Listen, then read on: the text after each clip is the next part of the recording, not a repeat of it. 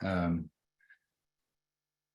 boa tarde a todos e a todas no Brasil, ou onde quer que vocês estejam.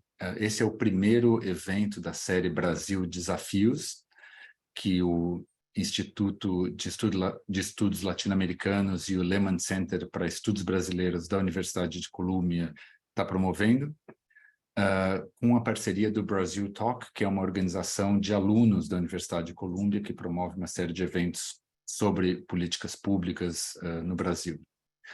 Esse primeiro evento da série Brasil Desafios vai falar sobre justiça e segurança, e nessa primeira série de eventos a gente está convidando os ministros do novo governo federal brasileiro, e começando então com o ministro Flávio Dino, que é o ministro da Justiça e Segurança Pública do Brasil. O ministro Flávio Dino, como vocês sabem, foi governador do Maranhão, tem uma longa vida pública no Brasil, e vai fazer uma palestra de mais ou menos meia hora, 35 minutos, e depois nós temos um ilustre grupo de panelistas que vai fazer perguntas para o ministro sobre os desafios do Brasil para os próximos 4 anos na área de justiça e segurança pública.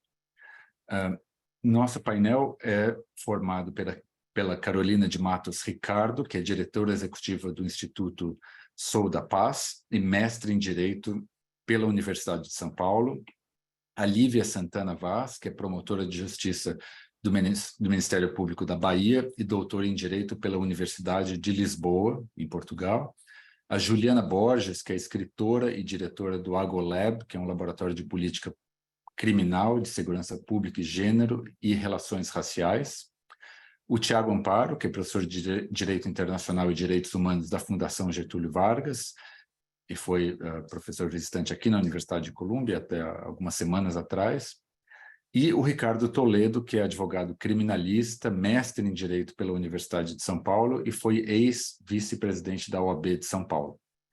E a moderação vai ser por minha conta. Eu sou Paulo Blickstein, sou professor da Universidade de Colômbia e diretor do Centro Lehman para Estudos Brasileiros aqui da universidade. Queria agradecer também a Inara Bezerra, que é a nossa coordenadora, aluna aqui da Universidade de Colômbia e que nos ajuda a coordenar o evento. Obrigado, Inara. E, então, sem mais, vamos passar a palavra para o ministro Flávio Dino e depois para os nossos panelistas. Quero agradecer a gentileza do convite, saudar todas e todos aqueles que nos acompanham. Muito obrigado pela oportunidade de dialogar sobre temas tão importantes. Evidentemente, me desculpo pelo atraso de 11 minutos, mas, infelizmente, no local que eu me encontro agora, nós somos governados mais pelas intempéries e imprevisibilidades do que propriamente por qualquer tipo de planejamento, né? Então, sempre tem dificuldades inerentes a essa dinâmica. Mas, nesse espaço, quero aproveitar exatamente para pontuar aquilo que tem marcado, impregnado, o planejamento que temos aqui elaborado e executado nesses 3 meses. Em primeiro lugar, Paulo, quero acentuar que nós temos 2 eixos principais, um atinente à ideia de legalidade e outro mais propriamente concernente à segurança pública. Em relação àquilo que eu chamo, obviamente, para fins explicativos, não há uma relação estanque entre uma coisa e outra, mas nessa distinção aqui para fins de organização da exposição, aquilo que eu chamo de legalidade envolve tarefas práticas que temos desenvolvido aqui desde o mês de janeiro. E, à guisa de exemplo, me refiro à postura sempre enfática de defesa do Estado Democrático de Direito, porque ela é uma espécie de premissa para todas as demais políticas públicas que nós possamos enfocar e tratar. nós temos um desafio permanente, infelizmente, em razão da emergência em nível global também no Brasil, de um tempo de extremismos. Quase que 100 anos depois da hegemonia do nazifascismo europeu no século XX, nós temos uma quadra com algumas similitudes bem evidentes no século XXI. Então, eu diria que, nesse conjunto relativo à defesa de uma ética da legalidade ou de uma cultura da legalidade, estão itens como este, com muito destaque a preocupação com o Estado Democrático de Direito. Mas também a recomposição da autoridade do Estado e dessa ideia de legalidade em outros territórios. Também, como exemplo, menciono a temática das armas, que é uma temática que a Carolina Ricardo e todos nós conhecemos muito bem. E havia e há ainda marcos normativos conducentes a um cenário hobbesiano de guerra de todos contra todos, e um quadro de praticamente anomia em relação a essa temática. E nós estamos buscando reconstituir essa ideia de legalidade e de marcos seguros para que nós possamos, com isso, termos condições de melhorarmos os indicadores concernentes à segurança no Brasil, mediante a redução, inclusive, do fornecimento de armas a facções, a organizações criminosas, por intermédio dessa distorção jurídica sobre a temática das armas. Há também a semelhança, a semelhança desse assunto relativo às armas, o tema do ouro ilegal, e como isto acabou por se transformar num item que determina invasões de terras, a apropriação de terras, garimpo ilegal e os consequitários terríveis que temos acompanhado numa espécie de combo criminoso envolvendo crimes ambientais e crimes contra a vida, homicídios, genocídio, como, infelizmente, o Brasil e o mundo se escandalizaram com o que se passou e se passa no território Yanomami, no estado de Roraima.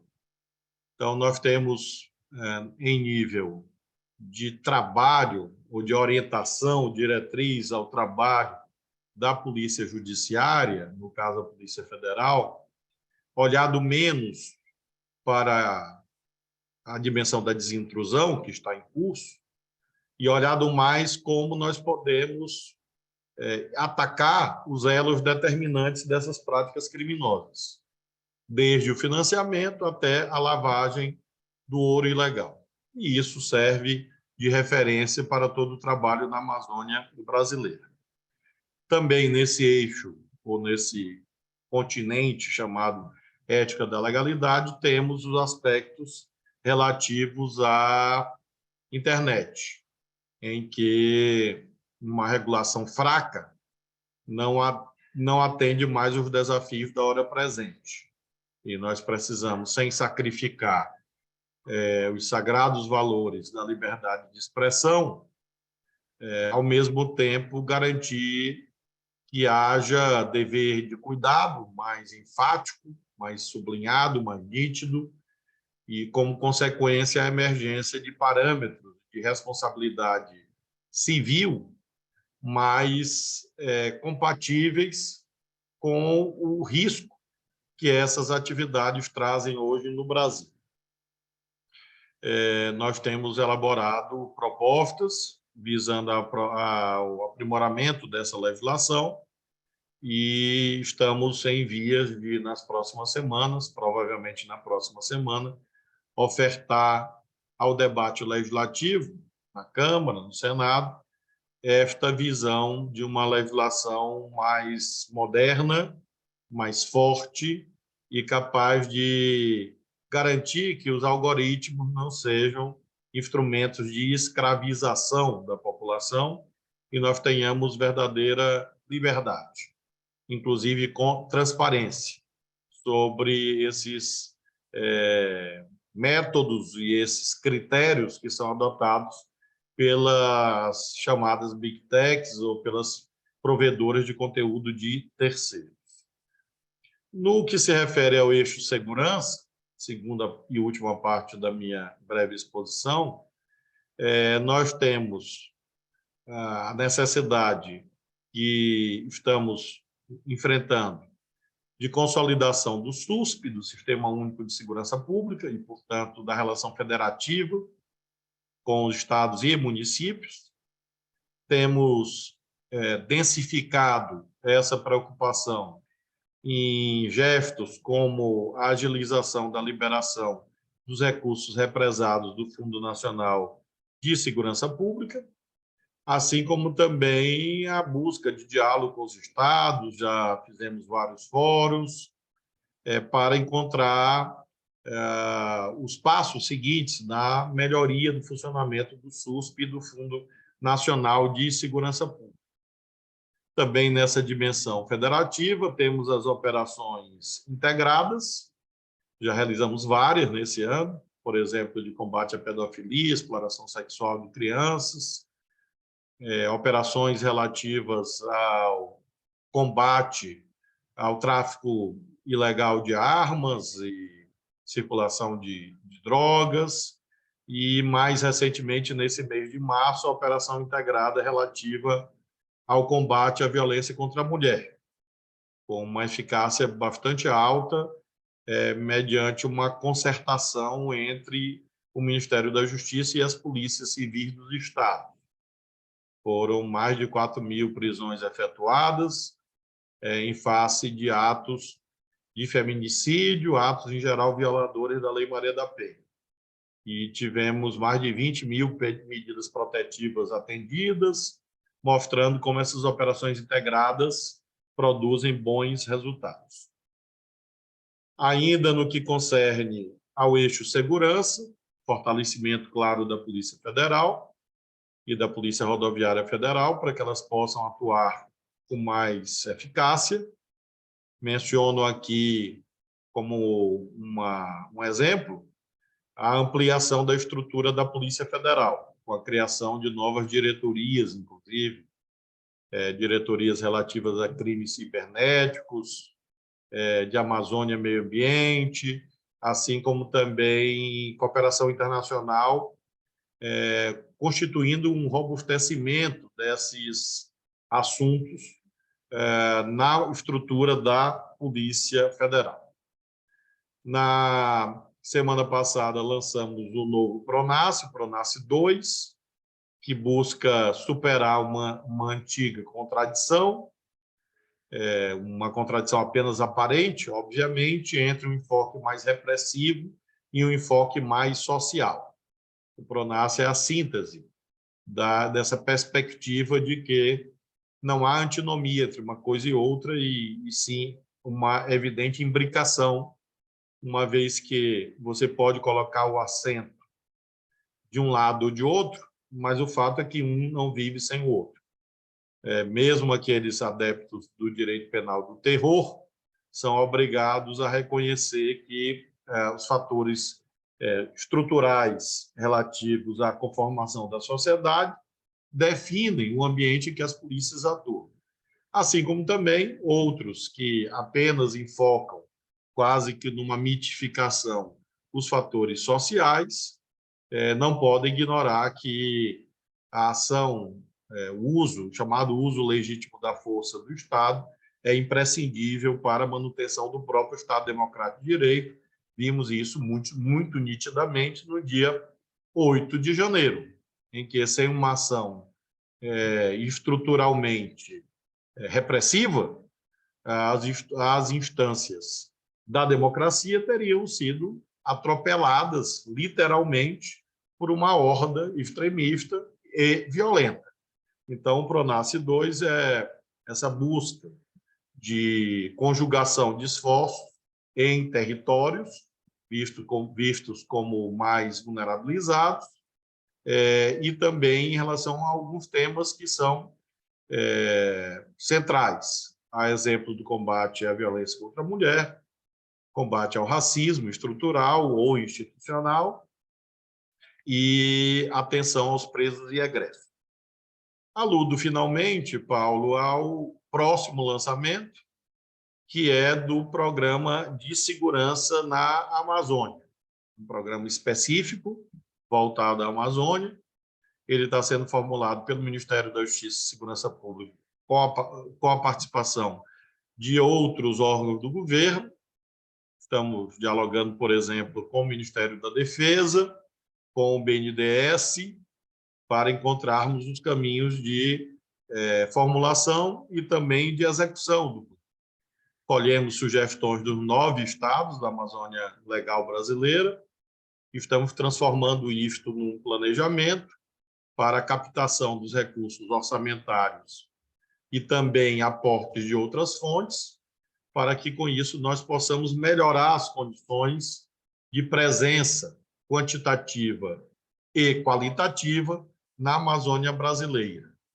Muito bem sabemos que a temática da segurança climática desafia o planeta, desafia o Brasil, e é fundamental encontrar alternativas econômicas aos 30 milhões de brasileiros e brasileiras que moram na Amazônia brasileira, mas não podemos prescindir também do concurso das forças policiais, das forças relativas à ordem pública, me referindo, evidentemente, ao conjunto de órgãos do Sistema de Justiça e Segurança Pública.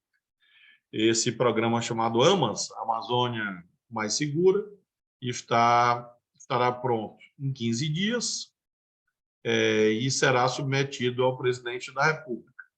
E, com isso, nós acreditamos que ainda nesse ano, em 2023, ele começará a ser implementado com as várias políticas ali existentes, são 7 eixos de atuação, alguns que são em comum a todo o país, alguns que são uma preocupação específica, a exemplo das terras indígenas, da temática dos crimes ambientais, ou mesmo da ampliação da integração via internet das unidades de segurança pública na Amazônia brasileira.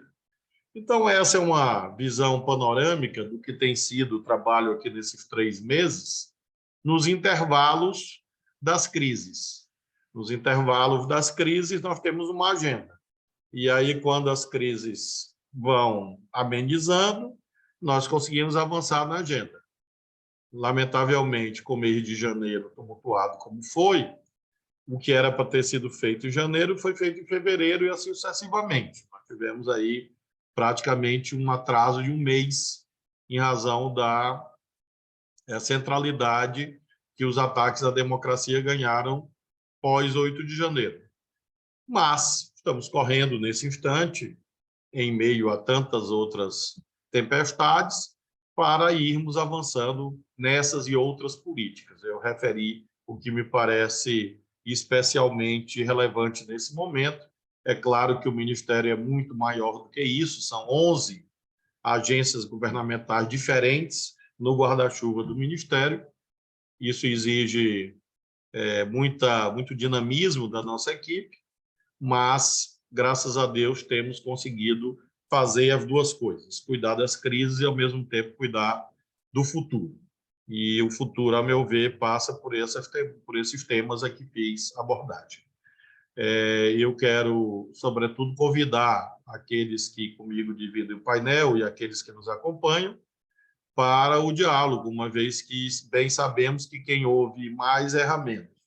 Então, nós não temos verdades dogmáticas e sempre estamos à disposição para receber sugestões, opiniões, sujeitá-las ao crivo da opinião pública e do mundo acadêmico, dos movimentos sociais, da sociedade civil e dos outros poderes do Estado que conosco cuidam do tema da segurança pública. Essa semana mesmo reuni com parte ou a maior parte da Comissão de Segurança Pública da Câmara, reunir com o presidente da Comissão de Segurança Pública do Senado, já temos outras reuniões marcadas para o dia 11 de abril, também irei à Comissão de Constituição e Justiça da Câmara, e considero que isso faz parte desse esforço de diálogo, de ouvir, de elaboração legítima das políticas públicas, e assim, de um modo geral, tenho procurado agir também com as entidades que estudam a temática e com os especialistas. De modo, Paulo, que eu considero que esse debate é parte desse esforço de legitimação do nosso trabalho e de análise crítica para que nós possamos aprimorar esse esforço que é central para que os mais pobres consigam ter a sua vida preservada e ter a dignidade e o acesso a direitos atendidos. Muito obrigado.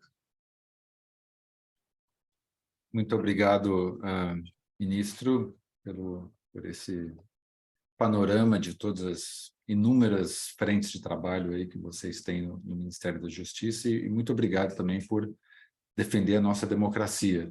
Nós devemos muito ao seu trabalho aí nesse difícil mês de janeiro. Para começar o nosso debate, eu vou convidar a Juliana Borges, que pela nossa definição que é a primeira a perguntar, e depois a Carolina, o Tiago, a Lívia e o Ricardo. Então, a Juliana, como eu disse, é escritora e diretora do AgoLab, que é um laboratório de política criminal, segurança pública, gênero e relações raciais. Então, ela preparou algumas perguntas. A gente vai fazer uma rodada de perguntas, uma pergunta por panelista, e daí a sua resposta, e depois vamos fazer novas rodadas ao final desse primeiro ciclo. Então, a gente vai organizar que as 3 primeiras pessoas, a Juliana, a Carolina e o Tiago, vão fazer as suas perguntas, e daí o senhor responde esse primeiro bloco de 3 perguntas, depois a gente vai para um bloco de 2 perguntas. Então, Juliana, com você. Oi, olá, gente, boa tarde a todos, todas e todes. Um prazer imenso estar com vocês aqui hoje. Estive hoje pela manhã numa mesa com o ministro Flávio Dino, né, no seminário que está sendo realizado pela Senad, discutindo política de drogas para as mulheres. Então, hoje estou num batidão de perguntas e a incidência no Ministério da Justiça.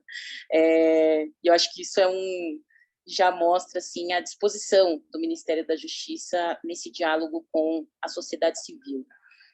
Cumprimentar todos vocês que estão aqui na mesa, Paulo, Carolina, Lívia, Tiago, Ricardo, agradecer a Inara também pelo suporte, e é difícil assim fazer uma pergunta só para o ministro, né? O Paulo falou uma pergunta, eu tenho aqui 2 páginas de perguntas para o ministro, mas eu vou tentar, vou me atentar a uma e tentar, assim, de lambuja, colocar uma outra também sobre essa questão da participação social, mas o ministro apresentou diversas questões importantes e ações que a gente vem acompanhando, que estão sendo feitas pelo Ministério da Justiça, mas vou puxar para o meu lado, que eu estudo encarceramento em massa, né, estudo política penal.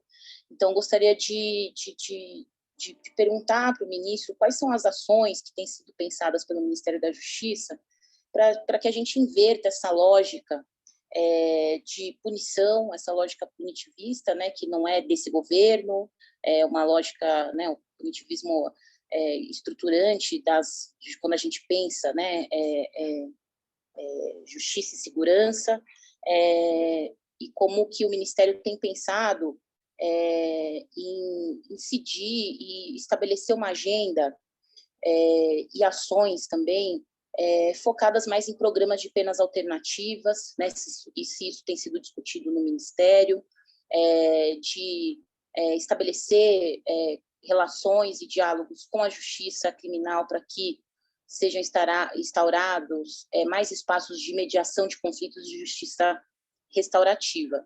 E aí, essa basicamente é a minha pergunta, para que a gente reverta esse quadro, né, de que o Brasil é um dos países que mais encarcera no mundo.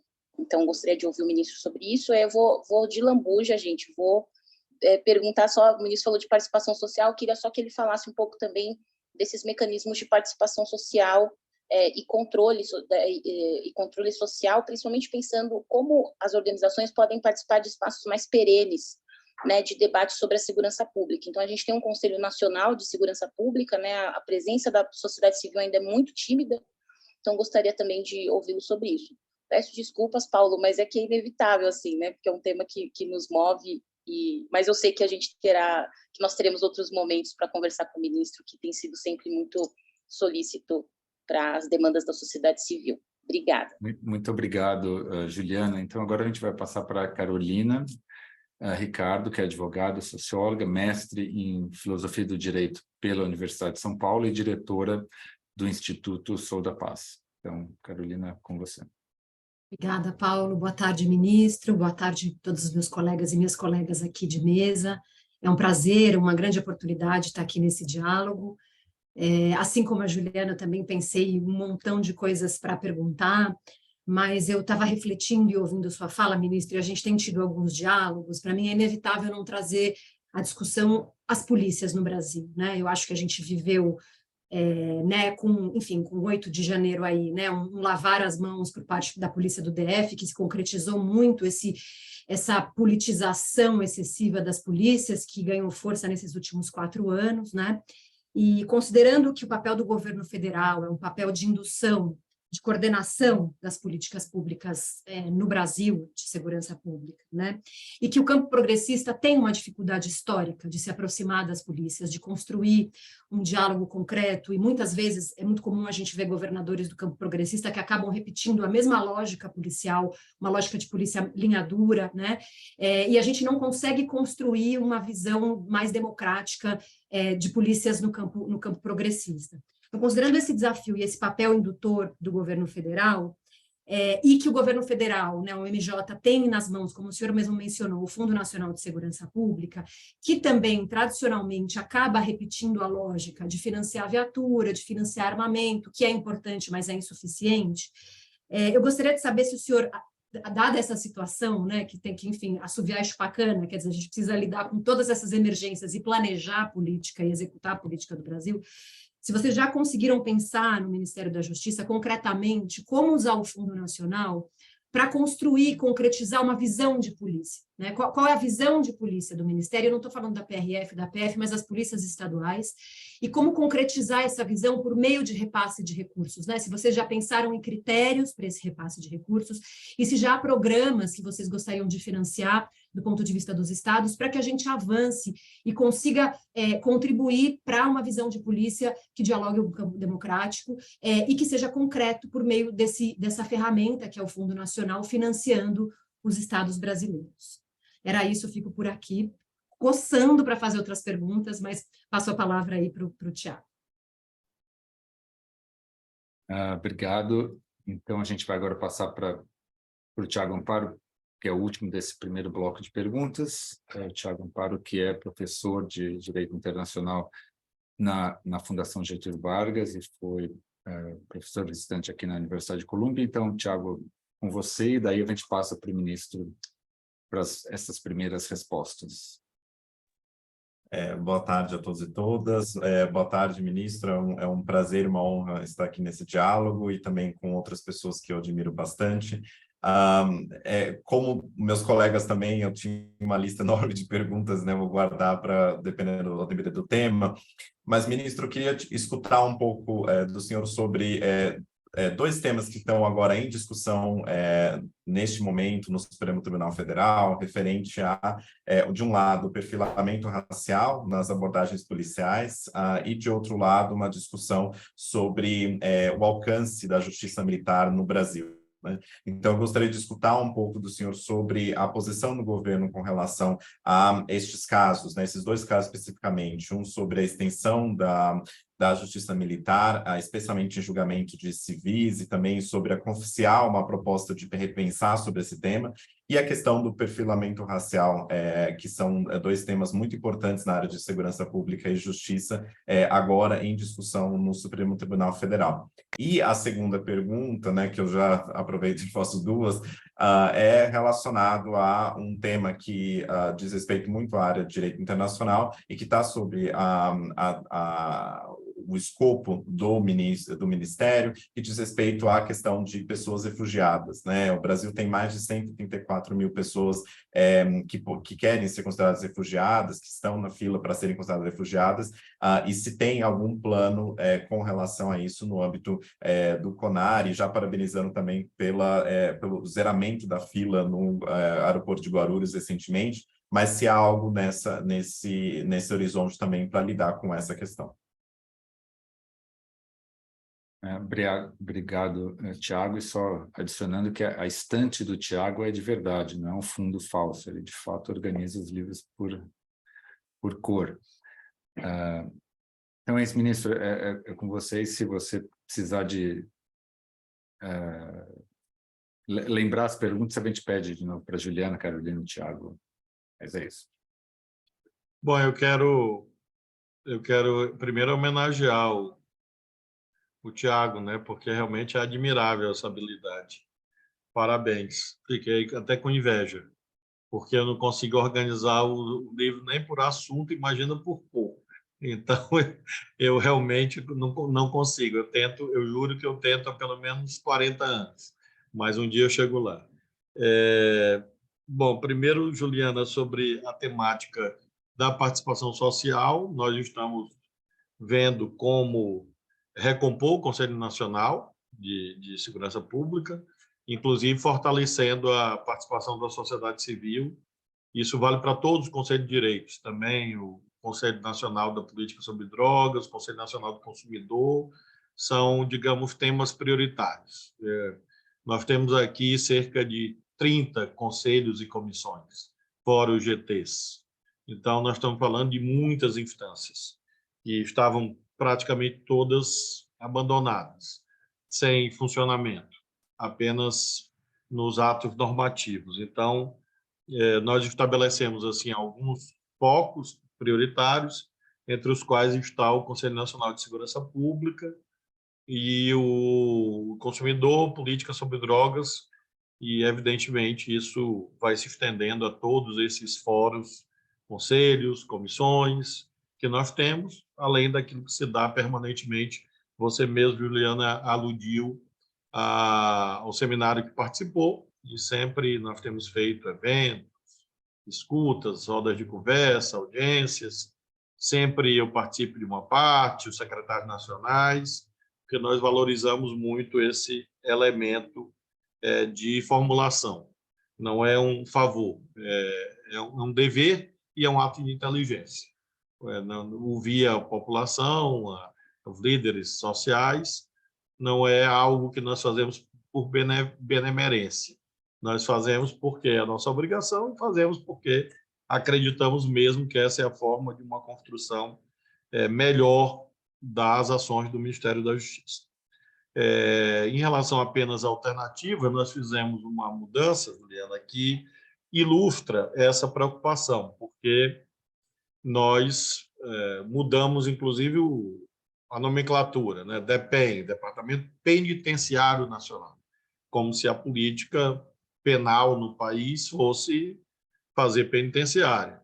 Então, nós fizemos uma mudança que veio da transição, e estruturamos um órgão com outro perfil, em que, obviamente, a questão penitenciária está presente, mas alternativas penais, atenção aos egressos, passam a ser eixos que estão no mesmo patamar da Senapen, da Secretaria Nacional de Políticas Penais. Então, penitenciária, inclusive falando em termos jurídicos, digamos, a hierarquia funcional é a mesma, de quem cuida da penitenciária, da polícia penal, de quem cuida da alternativa penal e da assistência aos presos aos egressos, e estamos fortalecendo essas políticas, claro.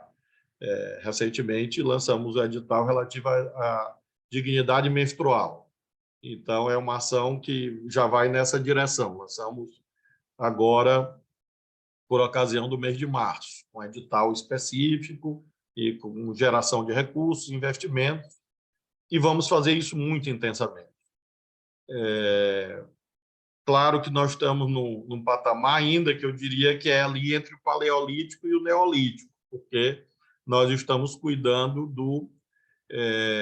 por exemplo, do represamento de recursos do Fundo Penitenciário Nacional, R$ 1 bilhão, mais de R$ 1 bilhão do Fundo Penitenciário Nacional, que quem acompanha a questão penitenciária no Brasil sabe que é um recurso que faz muita diferença.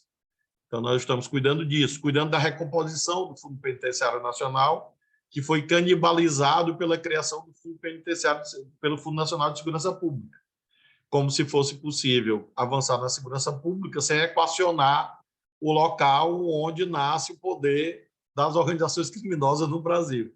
Todas têm a sua agenda exatamente do mau encaminhamento ou endereçamento da questão penitenciária no Brasil. Então, nós temos essa agenda da emergência, eu diria, e tem a agenda do básico e tem essa agenda mais estratégica, cuja ênfase é exatamente essa ideia das alternativas penais e a ideia da assistência aos presos e egressos, com muita força. Então, eu te afirmo que 80% do meu tempo voltado à questão penitenciária está aí. Cobrar, enfatizei isso no Rio Grande do Norte agora, quando estive lá, digo, tem que fazer, realmente a situação difícil ali no Estado, já de muitos anos, então tem que fazer, tem que investir? Vamos fazer. Agora, não é o suficiente se você não muda a lógica. E, por isso, nesse socorro emergencial ao Rio Grande do Norte, colocamos muito fortemente essa temática das penas alternativas. Junto com o ministro Silvio Almeida, vamos ter um programa de interlocução com as defensorias para a gente ampliar a presença no sistema penitenciário das defensorias.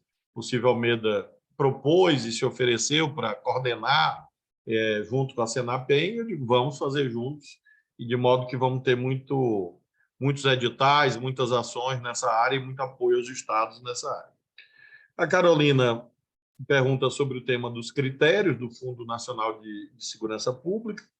Nós vamos editar uma nova portaria, porque a atual realmente não é impregnada pelos eixos corretos, é uma portaria muito ampla, muito complexa, que represou 2 bilhões e 400 milhões de reais do Fundo Nacional de Segurança Pública, que foi o que nós encontramos. Então, eu estou falando para vocês de 3 bi e 400 milhões represados, e só isso já mostraria a ineficácia desse marco normativo, porque ele acabou criando uma ideia de controle nos processos e menos nos resultados e pouca indução dos resultados que nós desejamos. Nós fizemos uma mudança agora, por ocasião do mês de março, para colocar como critério de partilha dos fundos redução de feminicídio, Patrulha de Maria da Penha, Delegacia da Mulher, e vamos fazer um duplo movimento, reduzir as metas e concentrar naquilo que é identificador de uma nova prática de segurança pública no Brasil. Nós estamos debatendo isso internamente e vamos apresentar uma proposta para os estados, para a sociedade civil, ainda nesse semestre, de revisão dos critérios do Fundo Nacional de Segurança Pública. O PRONASSE faz parte desse esforço, daquilo que você aponta no sentido de dizer qual é um projeto de polícia. Aí isto ao PRONASSE e isto também a revisão da portaria de partilha do Fundo Nacional de Segurança Pública. Finalmente, o Tiago pergunta sobre justiça militar. Nossa posição é a posição veiculada na ação da Procuradoria-Geral da República, acho que subscrita, salvo engano, pela ex-procuradora-geral Raquel Dodge, eu tenho a impressão que foi dela a autoria, e nós temos, historicamente, reiteramos e ratificamos a nossa posição restritiva em relação a essa jurisdição excepcional da chamada justiça militar.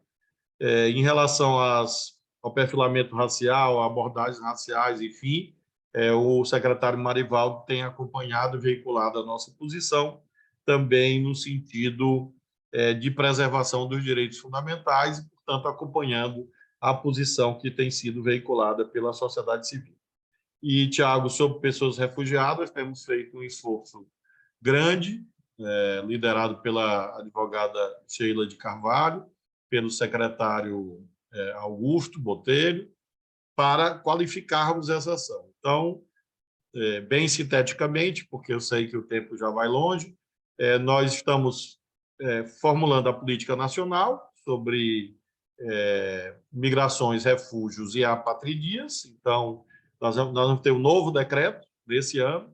Eles me pediram 90 dias para elaborar e tem uma presença grande, Juliana, da sociedade civil nesse processo, as entidades que trabalham nisso, também dos organismos internacionais, como a Organização Internacional de Migrações, a Acnur e outras, e temos aprimorado a atenção. Você, Tiago, referiu à temática dos afegãos. Eu tive recentemente no Itamaraty com o ministro Mauro Vieira, e nós tratamos novamente de afegãos do Haiti, dos haitianos, venezuelanos, e apresentamos também algumas políticas que, às vezes, não têm muito impacto quantitativo, né, considerando nossos 130 mil pedidos de refúgio que aqui tramitam no CONARE, dos quais 100 mil praticamente da Venezuela, mas são, a meu ver, definidores de um papel do Brasil no mundo, como a decisão dessa semana de reconhecimento prima facie do refúgio em relação às mulheres com mutilação genital. Então, foi uma decisão do CONARE desse mês de março. São, de um conjunto de 130 mil, aritmeticamente não corresponde a um contingente expressivo, mas, um caso, obviamente, tem em si mesmo a relevância de milhares, de milhões ou de bilhões, porque uma pessoa com a sua dignidade, sua integridade, sua vida violada, vale, obviamente, por todos os seres humanos. Então, nós aprovamos essa política, vamos agora, nesse mês de abril, assinar o acordo com a Faculdade de Medicina em São Paulo, para que, com isso, a gente possa também ofertar a essas mulheres refugiadas a reconstituição em face dessa mutilação. Então, quando nós olhamos a continuidade das políticas relativas à Venezuela, vamos aprovar uma nova nota técnica sobre isso. O acordo que nós fizemos com o Itamaraty para que o Ministério da Justiça e Segurança Pública ajude no atendimento que hoje se concentra nas nossas instâncias diplomáticas e, com isso, agilizar também a tramitação da parte documental dos haitianos, nós encontramos, portanto, uma política que não tem relação alguma com aquilo que a extrema-direita propugna, que é a xenofobia, uma vez que, na ausência de um ideário próprio, evidentemente, a extrema-direita se coesiona exclusivamente pela manipulação de um afeto chamado ódio. Então, a extrema-direita tem o ódio na sua gênese. E, sem o ódio, a extrema-direita não sobrevive 24 horas. Então, todas as vezes que, às vezes, companheiros e companheiras do campo democrático popular da esquerda divulgam ódio, estão ajudando a extrema-direita. Então, nós precisamos ter essa postura generosa, aberta ao mundo, e que mostre que o Brasil é um país democrático, também nesse aspecto da solidariedade internacional. Eu não sei, Paulo, se eu conseguia abranger tudo, mas tentei pelo menos e espero ter respondido a tão importantes indagações e continuo sempre com elas, porque as respostas sempre são parciais e temporárias. Então, vamos prosseguir, claro, o debate sobre esses temas. Muito obrigado, ministro, e obrigado também pela concisão nas respostas, porque a gente, com isso, vai ter várias rodadas de perguntas. E a gente, então, vai para esse segundo bloco com a Lívia e o Ricardo, que vão fazer suas perguntas e tentar colocar aí mais perguntas, como todos os outros panelistas. Porque acho que tem muitas questões, muita curiosidade, muitas perguntas importantes, e é difícil escolher uma. Mas, como eu disse, eu acho que a gente vai ter uma nova rodada, porque ainda a gente tem meia hora de debate. Bom, a Lívia Santana Vaz, então, como eu disse no começo, é promotora de justiça do Ministério Público da Bahia, doutora pela Faculdade de Direito da Universidade de Lisboa, e o Ricardo, advogado criminalista, mestre em Direito pela Universidade de São Paulo e ex-vice-presidente da OAB de São Paulo. Então, com você, Lívia, e depois Ricardo.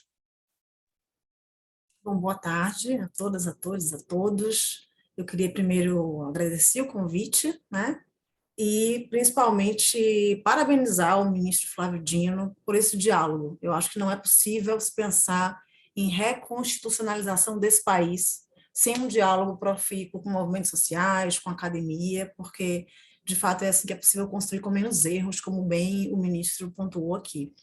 Partindo desse lugar de Ministério Público, mas também de pesquisadora de direitos humanos, eu queria iniciar, não vou conseguir fazer uma pergunta só também, me desculpem, mas serei breve, em relação à questão estrutural do racismo, né? Nós temos aqui, puxando já pela pergunta da Carolina também, que fala da atuação policial, e a gente tem o fenômeno do genocídio da juventude negra, que é pautado, colocado por pesquisadores e pesquisadoras, movimentos sociais, mas também por uma CPI do Senado, que tratou do assunto. E nós temos, quando falamos no papel do Ministério Público, no controle externo da atividade policial, um grande desafio, né? É uma das grandes demandas dos movimentos sociais, da sociedade civil organizada, é a respeito da suposta ineficácia desse controle externo, que tem questões de estrutura, por óbvio, também, mas talvez também questões de ausência de letramento das questões estruturais que envolvem essa atuação policial. Então, a primeira pergunta é no sentido de saber de que modo o Ministério da Justiça e Segurança Pública tem buscado ou irá buscar um diálogo, uma articulação com o Ministério Público e com o Poder Judiciário, uma vez que o juiz também ratifica esses arquivamentos, muitas vezes sem diligências ministeriais, para que nós possamos pensar num controle externo efetivo, missão constitucional do Ministério Público.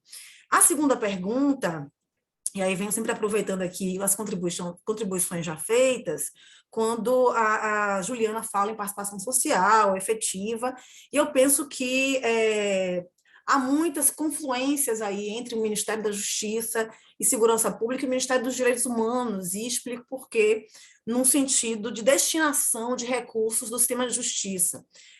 O ALAS, a Rede ALAS e Libera, teve uma reunião em novembro do ano passado, e que um dos principais temas tratados foi justamente a destinação social de bens apreendidos de organizações criminosas. Eu penso que no Brasil, dada a lentidão dos processos criminais, né, a forma como os processos se arrastam e acabam que os bens são deteriorados antes que a gente consiga uma destinação social desses bens, eu penso que a destinação social dos recursos do sistema de justiça é um tema importantíssimo para o Ministério da Justiça, quando nós pensamos na seara criminal em recursos de acordos de não persecução penal, recursos de transação penal, recursos de prestação pecuniária, e aí na área extrajudicial, recursos de termos de ajustes de conduta, principalmente, em especial na área de direitos humanos, direito ambiental e do Ministério Público do Trabalho, que são taxas muitas vezes com recursos vultuosos, né? E que nós não temos uma padronização a respeito da destinação desses valores. Então, eu penso que critérios que venham a estabelecer destinação para entidades de direitos humanos, né? Critérios que venham a estabelecer pertinência temática relacionadas aos ilícitos cometidos. E digo isso principalmente, ministro, porque há uma tendência dos órgãos do sistema de justiça a retornar esses valores para o aparelhamento da própria polícia. E aí a gente volta para o tema da primeira pergunta, que é a violência policial, a questão estrutural do racismo. Enfim, são essas duas perguntas. Obrigado, Lívia. E Ricardo, com você. Obrigado. Em primeiro lugar, agradeço o honroso convite, parabenizo, Paulo, em seu nome, todos que organizaram esse evento, pela importância desse canal de diálogo entre autoridades e a sociedade. Saúdo, cumprimento o ministro Flávio Dino, parabenizando já pelo trabalho, tanto trabalho em tão pouco tempo. Temos visto aí que, de fato, o Ministério da Justiça e Segurança Pública está realmente com muitas demandas. Cumprimentar todos os meus amigos e companheiros aqui de perguntas, a Lívia, o Tiago, a Carolina e a Juliana.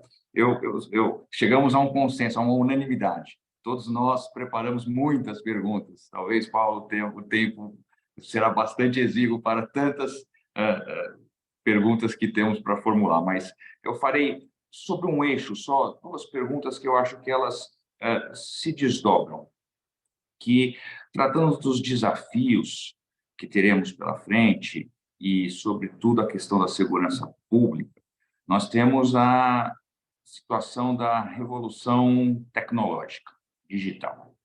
Hoje nós temos quem milita na área criminal, e vários aqui militam, o ministro Flávio Dino exerceu a função de juiz durante muitos anos, sabe que a preocupação da sociedade com a criminalidade é cada vez maior e a criminalidade digital ela é crescente.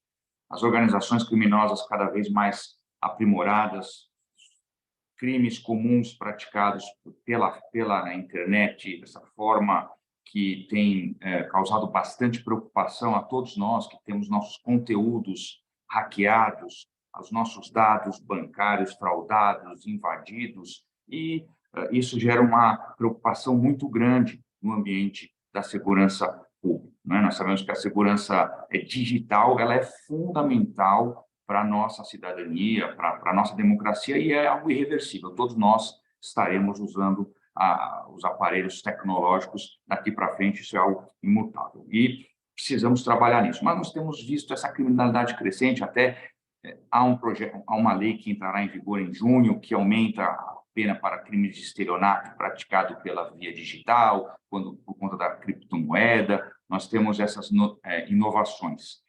Esta é um lado do problema cibernético. Paralelamente, nós temos, ainda no mesmo eixo, a questão que foge um pouco da esfera penal, mas que se resvala na questão dos fake news, nos desvirtuamentos das mídias sociais que são utilizadas e propagadas para milhares de pessoas falsamente, com propósitos obscuros, e muitas vezes vimos isso na eleição, propósitos eleitorais.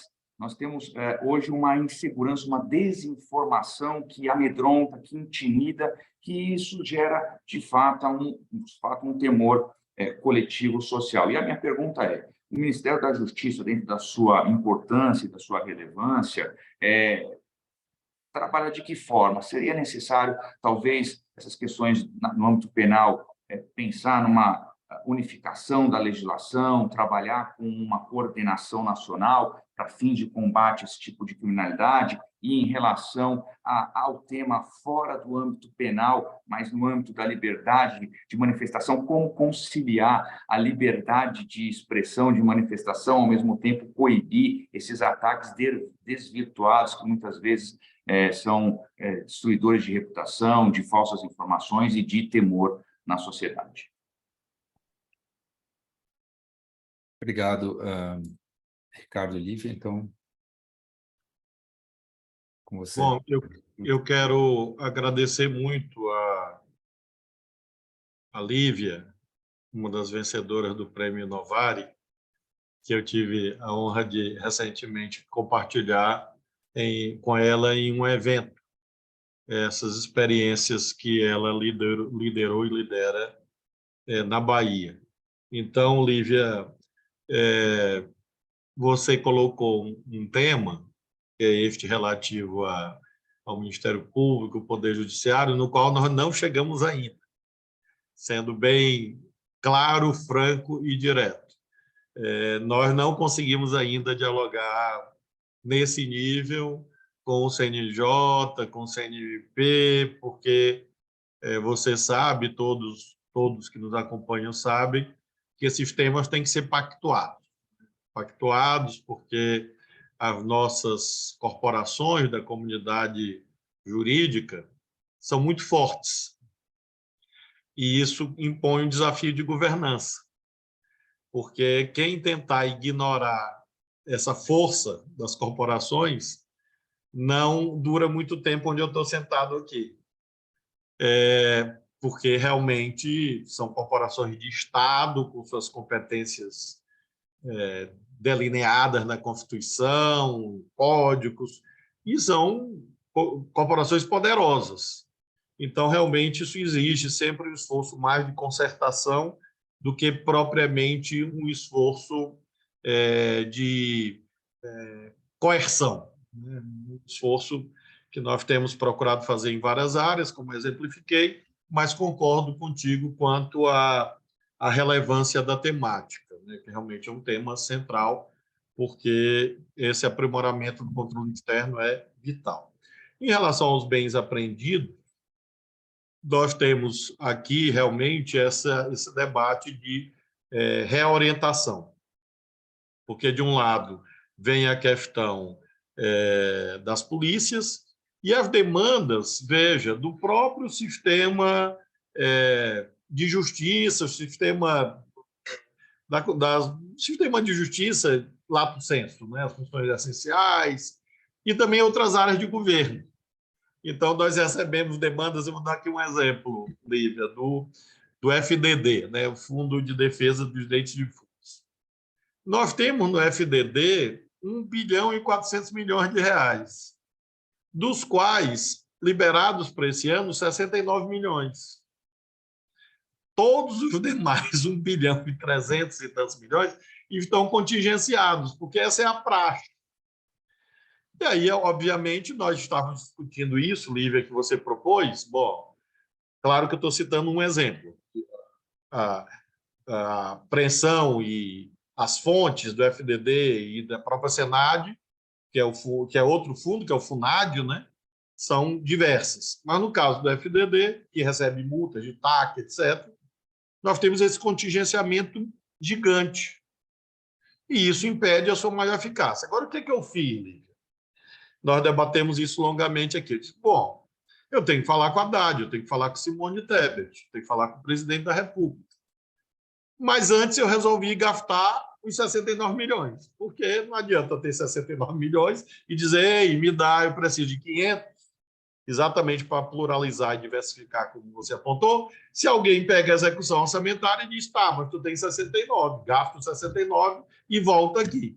Então, bem objetivamente, em relação à FUNAD, conduzido pela professora Marta, e em relação ao FDD, por exemplo, que são os fundos que recebem esses aportes diversificados no sistema de justiça, nós estamos cuidando de gastar com melhor proveito, critérios mais compatíveis com o regime constitucional, o regime de direitos, enfim, e ao mesmo tempo tentar recompor esses fundos, uma vez que eles têm esse saldo financeiro gigantesco, resultado de superávites de muitos anos, mas não tem orçamento. Em razão do quê? Adivinhem, emenda constitucional 95, teto de gastos. Então, você constrange, porque para não ultrapassar o teto. Então, é preciso também resolver isso, porque nós só teremos mais orçamento para poder gastar o que a gente tem, se a gente conseguir rever o marco fiscal oriundo da emenda constitucional 95, chamado teto de gastos. Mas eu, Lívia, registrei assim, com muita ênfase e afirmo a você que tanto no caso do FUNAD como do FDD, que são os instrumentos pelos quais nós executamos isso, também em nível do DRCI, também há essa visão convergente com a que vocês expôs. E, finalmente, o Ricardo, sobre essa temática digital. Eu tenho considerado e apontado que não há tema mais central para a configuração da democracia do século XXI. Nós todos, por desconfiança da democracia representativa, nos acostumamos, num certo sentido, a valorizar os mecanismos de democracia direta. Às vezes até uma idealização da ágora, a grega. Quando a internet surgiu, é como se fosse uma ágora com mais qualidade, porque, diferente da ágora lá, não haveria, supostamente, entre aspas, escravos, e as mulheres iam poder participar, e iríamos horizontalizar a participação, e finalmente íamos realizar uma espécie de democracia ateniense perfeita.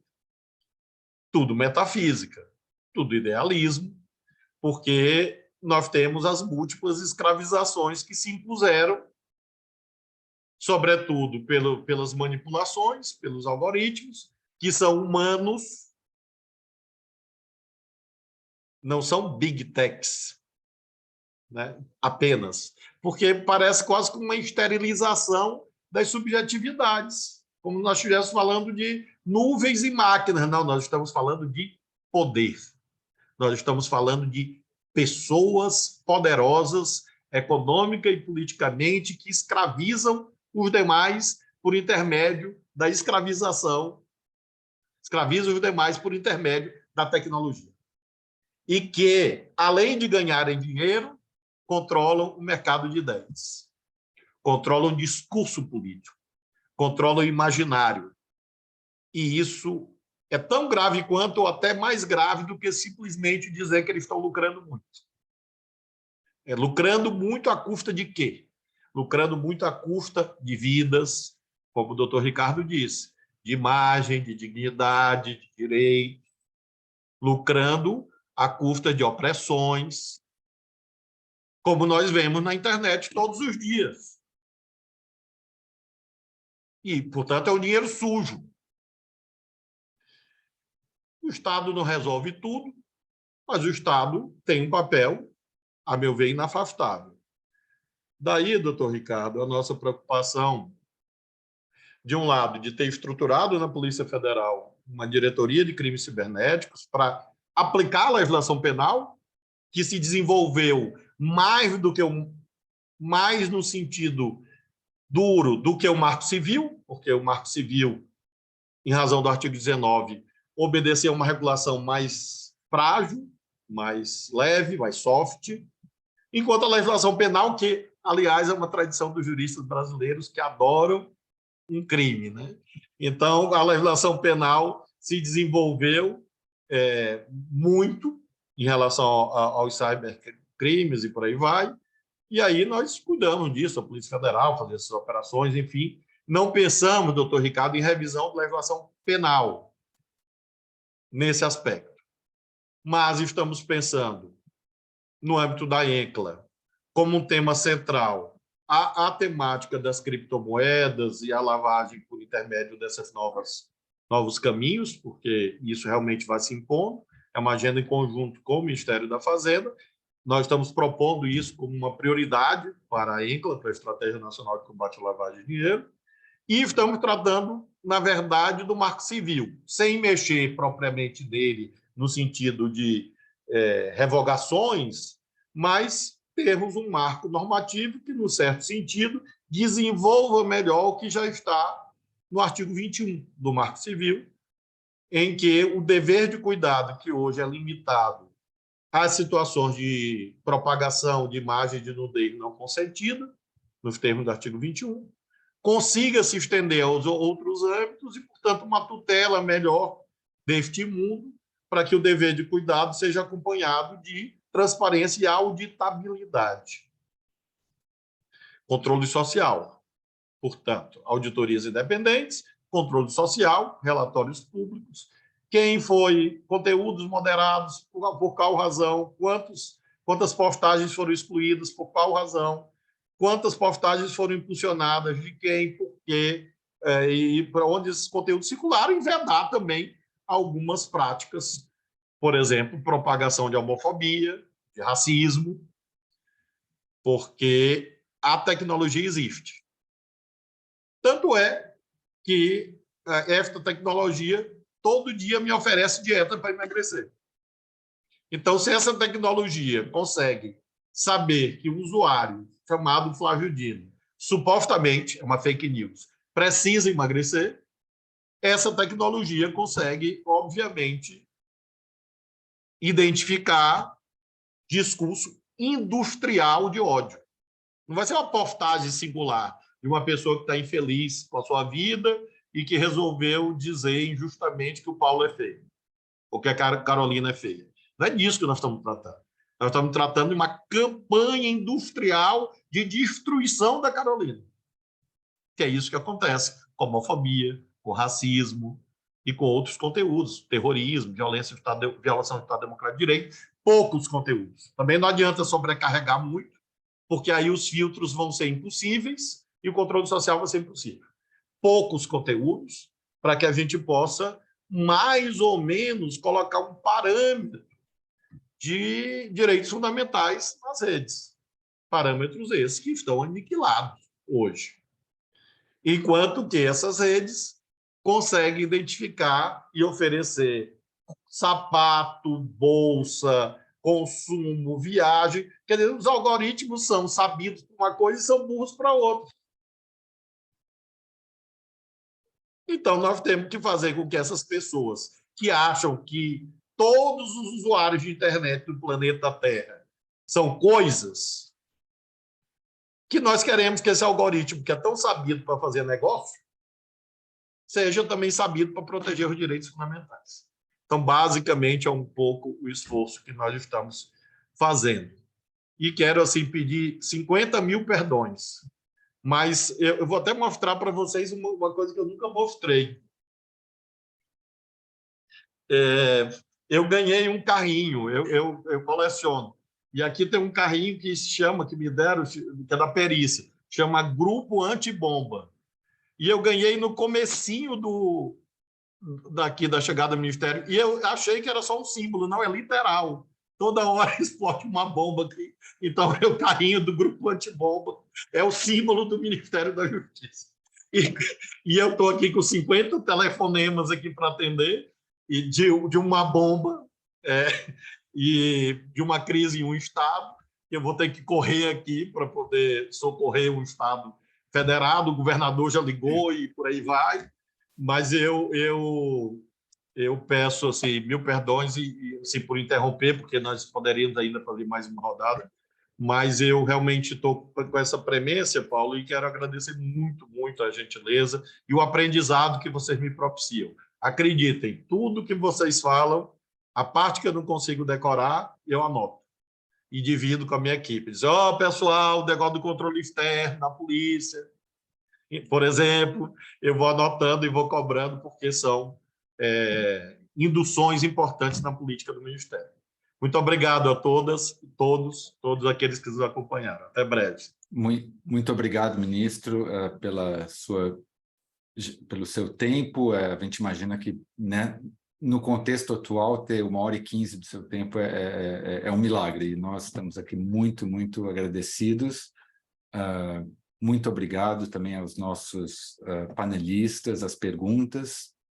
E nós vamos, então, encerrando aqui e vamos continuar essa série em breve. Vamos anunciar a data do evento. Eu queria só dizer que essa série é coordenada por mim e pelo Tiago Amparo, que hoje também é um panelista. Muito obrigado, Tiago, pela coordenação. Muito obrigado e boa sorte aí na reconstrução e manutenção da nossa ainda frágil democracia. Quero convidar vocês a nos visitar aqui. Não me deixe com sensação de isolamento, pelo amor de Deus. Obrigado, tchau. Obrigado, um abraço. Muito obrigado, ministro. Obrigado.